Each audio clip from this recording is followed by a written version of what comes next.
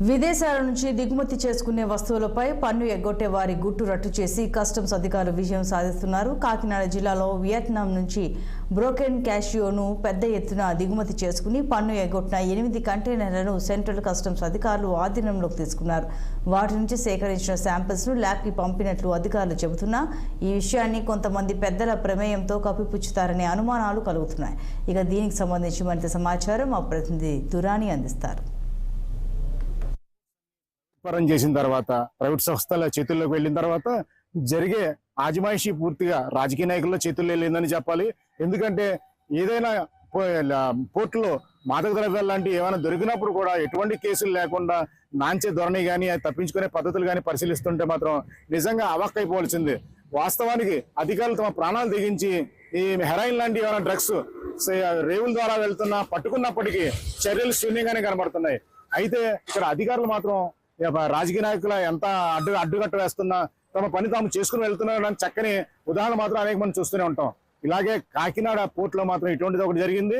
దీన్ని కస్టమ్స్ అధికారులు చాకచక్యంగా పట్టుకొని ప్రభుత్వానికి రావాల్సిన అంటే ఇది మాదక ద్రవ్యాలు కాదు కానీ పన్ను ఎగవేతే ధోరణి కనిపించింది. ఇక్కడ దీన్ని చాకచక్యంగా పట్టుకున్నప్పటికీ ఇక్కడ కూడా రాజకీయ రంగ ప్రవేశం జరిగినట్టుగానే తెలుస్తుంది. మనం వివరాలు ఒక్కసారి పరిశీలిస్తే కనుక కాకినాడ వియత్నాం నుంచి ఈ జీడిపప్పు అంటే యాక్చువల్ గా అయితే లైవ్ స్టాక్ వాడే ఫీడ్ అన్న పేరు మీద వియత్నాం నుంచి కాకినాడ దిగుమతి అయ్యింది.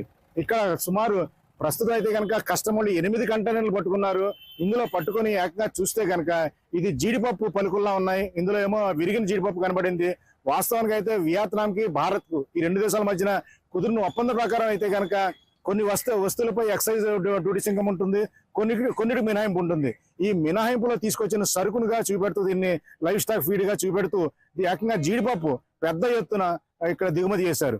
అయితే కస్టమ్ అధికారులు మాత్రం 8 కంటైనర్లు మాత్రమే పట్టుకున్నారు.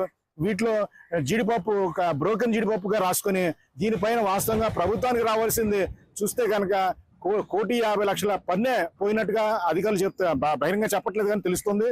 ఈ రకంగా చూస్తే 8 కంటైనర్లు అంటే కంటైనర్లో సుమారు 20,000 టన్నుల పైన సరుకు ఉంటుంది. ఈ విధంగా వియత్నాం నుంచి ఇంత పెద్ద ఎత్తున సరుకు రప్పించారు.